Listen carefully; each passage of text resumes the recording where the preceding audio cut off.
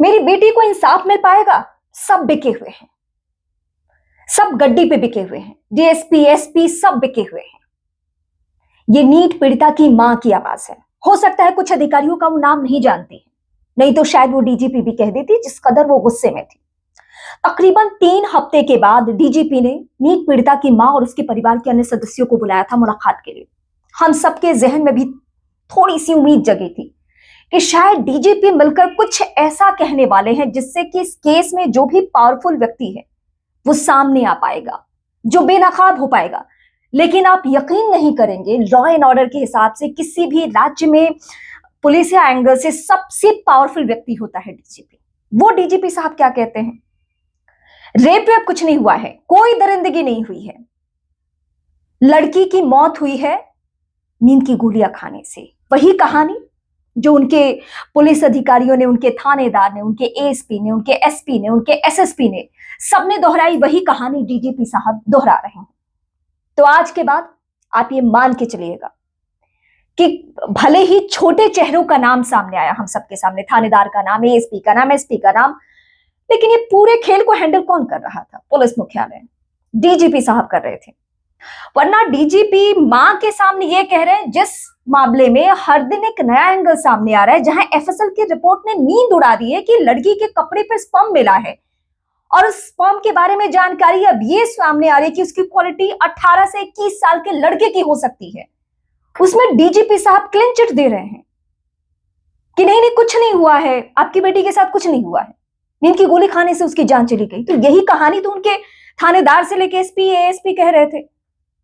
फिर हम सब तो खामोखा उन पे नाराज हो रहे थे ना, हमें तो शुरू दिन से डीजीपी पे शक करना चाहिए था। मतलब आपके सामने से मां की तस्वीरें गुजरी ही होंगी, उसमें आपने देखा होगा कि गुस्सा और वो लाचारी, वो कमजोरी सब मिक्स है कि कैसे न्याय मिल पाएगा। घर के अन्य सदस्य, संभवतः मामा ने भी स्टेटमेंट दिया कि तो कह रहे हैं कि तुम मान लो कुछ नहीं हुआ है, आत्महत्या का ये मामला है। पूरे केस को शुरुआती वक्त से कई सारी बातें निकलकर सामने आई। 17 घंटे का सीसीटीवी फुटेज कहां है, वो डिलीट हो चुका है। सीआईडी ने एसआईटी के ऊपर 59, मतलब कहां कहां पे केस खराब हुआ है, कहां कहां सही तरीके से नहीं जांचा गया है, ऐसी 59 खामियां पकड़ी है सीआईडी ने। और इन सबके सिर पे बैठने वाले, इन सबको हैंडल करने वाले, इन सबको पावर प्रोवाइड करने वाले डीजीपी साहब कहते हैं कि इस मामले में कुछ हुआ ही नहीं। वो भी हमारे आपके सामने प्रेस कॉन्फ्रेंस में नहीं कहते हैं, पीड़िता की मां के सामने कहते हैं, पीड़िता की मां से कहते हैं। मतलब आज सिर्फ इसलिए बुलाया गया था कि हाँ, आपको याद होगा ना, मैंने शायद पहले आपने दूसरी रिपोर्ट में ही इस बात की ओर ध्यान दिया था। कुछ ऐसी रिपोर्ट सामने आई थी जिसमें ये कहा जा रहा था कि कुछ पैसे ले लो और मैनेज हो जाए, और तभी इतना वक्त लगा था इस केस को आगे बढ़ाने में। और पुलिसिया कोशिश इस पूरे मामले में शुरुआती वक्त से यही थी कि कैसे भी परिवार के ऊपर ही सारे आरोप मढ़े जाए। पहले कहा गया भाई की भूमिका संदिग्ध है, भाई से लड़की बात नहीं करती थी। अरे भाई से बात नहीं करने से कोई अपनी जान दे देगा? परिवार में ऐसे कई दफा सिचुएशन हमने देखी है कि लोग नहीं बात करते हैं एक दूसरे से, इसका मतलब कि कोई जान दे दे। अभी बिहार के सबसे हाई प्रोफाइल व्यक्ति का नाम मैं बता देती हूँ, रोहिणी आचार्य और तेजस्वी यादव आपस में बात नहीं कर रहे, तो रोहिणी आचार्य जान दे देंगी? ये कहानी गढ़ी गई। उसके बाद मामाओं का सैंपल लेना, पिता का सैंपल लेना, मां का सैंपल लेना, आधी रात को उनको परेशान करना। इन सब से भी थोड़ी देर के लिए आहत होकर हम फिर उम्मीद जगाते थे अपने जहन में कि शायद इस मामले में कुछ तो ऐसा होने वाला है जिसका इंतजार है। लेकिन आज आपके सामने इस वीडियो को बनाने से पहले मैं क्राइम की उन तमाम घटनाओं को, चाहे वो बिहार से हो या दिल्ली से हो या देश के किसी अन्य हिस्से से, उन सब को याद कर रही थी।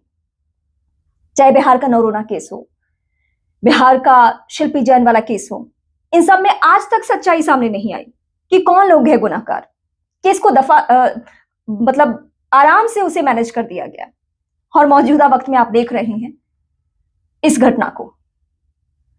आपको आरुषि हत्याकांड भी याद होगा, उस बच्ची के साथ भी क्या हुआ, नहीं हुआ, कौन गुनाहगार था, किसने क्या किया, कुछ भी सच्चाई सामने नहीं आई। जबकि इन जिन जिन केसेस का मैंने नाम लिया, इन तीनों केसों में देश की सर्वोच्च जांच एजेंसी सीबीआई ने काम किया था। अभी इस मामले में तो सिर्फ सीआईडी का ही एंगल है। इन तीनों ही मामलों में सीबीआई कहीं तक नहीं पहुंच पाई। और आज भी सिर्फ एक क्राइम की घटना के तौर पर इन तीनों मामलों को हम याद करते हैं, कभी इस पे शक, कभी उस पे शक, लेकिन किसी के पास कोई जानकारी नहीं होती है। 2 एफएसएल की रिपोर्ट आने के बाद भी डीजीपी साहब ये कह रहे हैं कि आपकी बच्ची के साथ कुछ नहीं हुआ है। क्यों, कैसे? क्या उन्हीं के शय पे उनके सारे पुलिसकर्मी इतने कॉन्फिडेंटली घूम रहे थे और वो बैक टू बैक स्टेटमेंट दे रहे थे कि जब डीजीपी का हाथ हमारे सर पे है तो कौन हमारे ऊपर एक्शन ले लेगा? तो आप शुरुआती वक्त से इस केस को इस तरीके से देखिए कि सब कुछ डीजीपी ने ही मैनेज किया। और डीजीपी ने किसी पत्रकार को धमकाने के लहजे में यह कहा भी था कि हम ऐसे लिस्ट बना रहे हैं कि कौन कौन लोग इस पे बात कर रहे हैं, कौन कौन लोग इस खबर को आगे बढ़ा रहे हैं, उनके ऊपर हम एफआईआर करेंगे। एफआईआर की पूरी प्लानिंग करके रखी गई है। हो सकता है कि उसमें बहुत सारे लोगों का नाम हो, हम सब भी उनकी निगाहों में हो, क्योंकि इस पे हम आवाज उठा रहे हैं। ये डीजीपी साहब ने तैयारी की है। सोशल मीडिया पे अगर पीड़िता की मां का कोई स्टेटमेंट या बिना ब्लर किए हुए या अगर आपने नाम कहीं जाहिर कर दिया, इस पे भी पुलिस की नजर है। मतलब इस केस पे बात करने वालों पर भी ध्यान दिया जा रहा है। आप भी किसी वीडियो को शेयर करने से पहले 10 बार सोचिएगा, क्योंकि पुलिस इस आवाज उठाने के एवज में वो ढूंढ रही है कि हम कहां पे किसको फंसाए। लेकिन फिर भी यकीन मानिए, इस मामले में अगर यहां तक भी केस पहुंचा है, अगर एफएसएल की 2 रिपोर्ट भी सामने आई है, अगर एम्स की रिपोर्ट अभी आनी बाकी है, तो सिर्फ और सिर्फ इसलिए क्योंकि इस पे मीडिया ट्रायल हो रहा है, इस पे आप सब आवाज उठा रहे हैं, इस पे आप सब बात कर रहे हैं, इसलिए इतना भी हो पाया है। नहीं तो शायद इसकी भी गुंजाइश ना के बराबर थी। इस केस को रफा दफा किया जा सकता था। मां जिस तरीके से रो रही है, परिवार का हर सदस्य गुस्से में निकला है। वैसे हमने सुना कि डीजीपी को सम्राट चौधरी ने तलब कर लिया था। वैसे सम्राट चौधरी का नाम पूरा पीड़िता की मां नहीं बोल पाई, कोई चौधरी कह रही थी, तो चौधरी फिलहाल वही है। अभी इस माहौल में सम्राट चौधरी का ही जिक्र होना है तो जाहिर सी बात है उनको लेकर भी नाराजगी है। पीड़ित परिवार हालांकि शुरुआती दिन से ये कह रहा है कि हमारे साथ गलत हो रहा है, हमारी इज्जत के साथ खेला जा रहा है, हमें मैनेज करने की कोशिश की जा रही है, सिर्फ और सिर्फ हमसे पूछताछ की जाती है। और अब डीजीपी ने जिस तरीके से व्यवहार, जो सुलूक किया है, उसके बाद आप सबके सामने है कि इस कहानी में क्या हो रहा है। वैसे मैंने उनके बारे में सुना था, क्योंकि ये जब केस डेवलप हो रहा था तो मैंने बिहार में कुछ चुनिंदा लोगों से बात करने की कोशिश की डीजीपी के पूरे प्रोफाइल के बारे में, क्योंकि मुझे पता था कि किसी भी प्रदेश में लॉ एंड ऑर्डर के हिसाब से सबसे पावरफुल व्यक्ति डीजीपी होता है। अगर डीजीपी चाह दे, अगर सरकार से उन्हें सपोर्ट मिल जाए और डीजीपी चाह दे, तो इस केस में वो सारे चेहरे बेनकाब हो जाएंगे जो अपने अपने पावर का इस्तेमाल कर रहे हैं। अभी तक तो मैंने उनके बारे में बहुत अच्छी अच्छी बातें सुनी थी कि वो सुलझे हुए हैं, बहुत ईमानदार व्यक्ति हैं, लेकिन उनकी ईमानदारी का ये नतीजा है कि पीड़ित परिवार को बुलाकर और उनको कह रहे हैं कि नहीं नहीं कुछ हुआ ही नहीं इस मामले में। कम से कम थोड़ा तो इंतजार कर लेते डीजीपी साहब। जिस तरीके से ये मां हर दिन रो बिलख रही है, शायद आपकी प्रोफेशनल ना सही नैतिक जिम्मेदारी बनती है कि इस परिवार को और परेशान ना किया जाए, इस परेशान को और दर दर की ठोकरें खाने को मजबूर ना किया जाए। शायद आपकी टीम या आपके लोग अगर सोशल मीडिया प्लेटफॉर्म या टीवी चैनल्स या जहां से भी इस खबर को देख रहे हैं और जहां से भी लोगों की आवाज देख सुन रहे हैं, प्लीज आप लोग इसमें ईमानदारी से काम कीजिए। हम सबको इंतजार है उस दिन का जिस दिन आप लोग किसी ऐसे चेहरे को बेनकाब करेंगे जिसकी बहुत बड़ी भूमिका है इस केस में।